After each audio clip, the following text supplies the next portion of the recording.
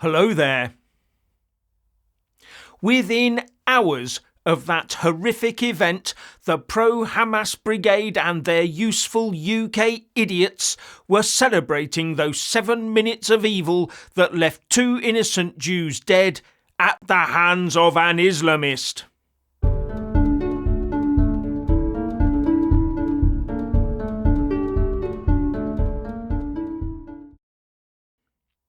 There is no respect, just the relentless Hamas drive for cleansing from the river to the sea. They celebrated and revelled in the obscene horrors of October the 7th, 2023, and now, after less than 2 years, they replicate that joy in the death of the innocent on the 2nd of October 2025. Foul, disgusting people that they are. While our mainstream political class shed crocodile tears as they pretend to mourn the dead. They were the ones that set all this in motion, with their pathetic talk about we must tolerate this hatred for the sake of free speech, while they locked up everyone they could from what they branded as the far right. They all repulse me. Their obsequious vote-grubbing at the feet of a certain demographic has become sickening in the extreme. And even now they will not crack down on the pro-Hamas marches this Saturday. All they are prepared to do is ask nicely for these people to put away their placards for the weekend out of respect for the dead. But the protesters are refusing to do so. And the authorities will just once again bow to the parade in the hope that their coppers will stand aside and not offend the marchers screeching their genocidal from the river to the sea chants and waving their offensive placards. But the concerns of the now terrified Jews, of course, as ever, will be ignored. And why won't the politicians and authorities step in to stop this cancer spreading any further? Because they are shit scared of the potential of a violent backlash, that's why. They know exactly which crowds they can crack down hard on, and who they must never get in the way of. And the courts back this up with their selective 2-tier sentencing. Yes, I know there were 40 arrests of pro-Pally types in London yesterday, 6 for assaulting police officers. But will they be remanded until trial and then locked up? Or is that a silly question given the 2-tier proclivities of our overlords? We in the UK have descended into anarchy, where violence and the threat of violence now rules the streets.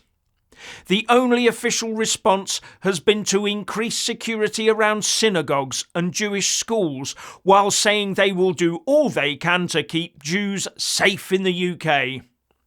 But the Islamists and their rancid supporters are not listening. They know the authorities are running scared of them.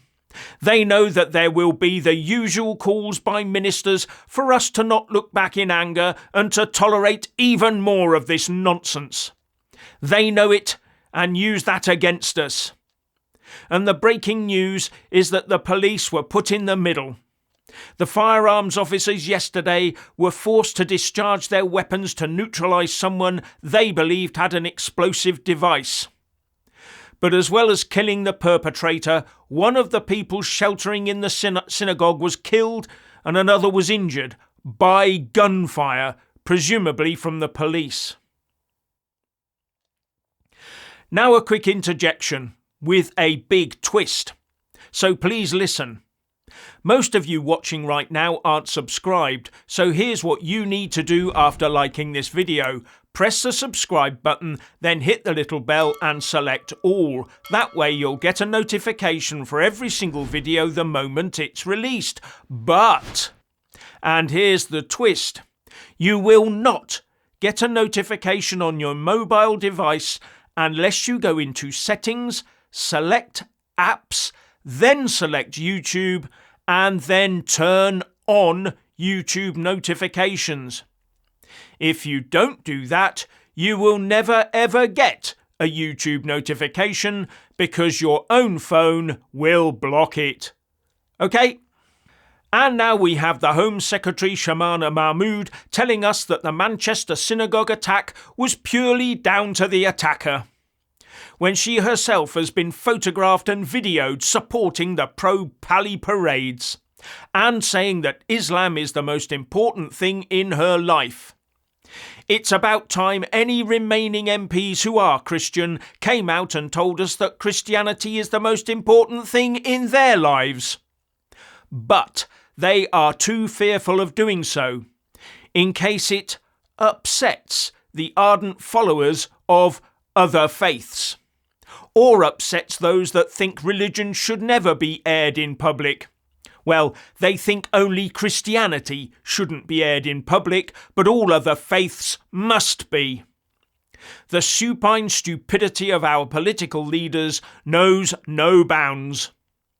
Even the Church of England bishops in the House of Lords bow down to all other religions in preference to the one they call their own. And I doubt the new first ever female Archbishop of Canterbury, Dame Sarah Mullally, will be any different. We'll have to wait and see on that, but I won't be holding my breath in the interim. While the Home Secretary told GB News that the pro-Palestine protesters who claimed they don't support the Jews were being un-British and utterly disgraceful. Vile and evil is what I call it. And she also said that she didn't want to see Jews in the UK living a smaller Jewish life because of the fear of anti-Semitism.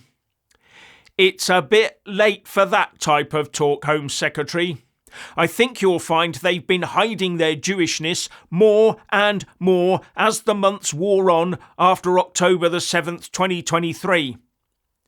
As I said in a recent live stream, I've been to London many times over the past few years, and I now see very few, if any, people openly dressed as Jews in our capital city, where I used to see quite a few on a daily basis. But now, hardly ever. Now that is living a smaller Jewish life, and it's already happening. Much to the pleasure of those vile pro-Hamas supporters, and I suspect much to the pleasure of quite a few members of the House of Commons and the House of Lords. Isn't it strange that we find out today that the Manchester synagogue killer was named Jihad? Presumably an acceptable name, as he was, I believe, born in Syria before coming to the country and getting a Brit passport when he was 16 back in 2006. But could you imagine the raised eyebrows were a UK family to choose to christen their offspring Crusader or something similar? In today's UK, a child called Jihad will always get a school place. But I do wonder about a child called Crusader. And those that openly use a large blade, all caught on video, to slash about at those who burn their holy book, do not end up in prison. But one or two hurty words can end in a lengthy jail term for people of a certain political leaning towards patriotism. And clueless Keir Starmer, together with his clumsy cabinet, are just making it all worse. Don't they realise that the UK public has had enough of all this nonsense? Finally, please like, subscribe and comment below, and a big shout out to our channel membership and Patreon supporters, and thank you for watching.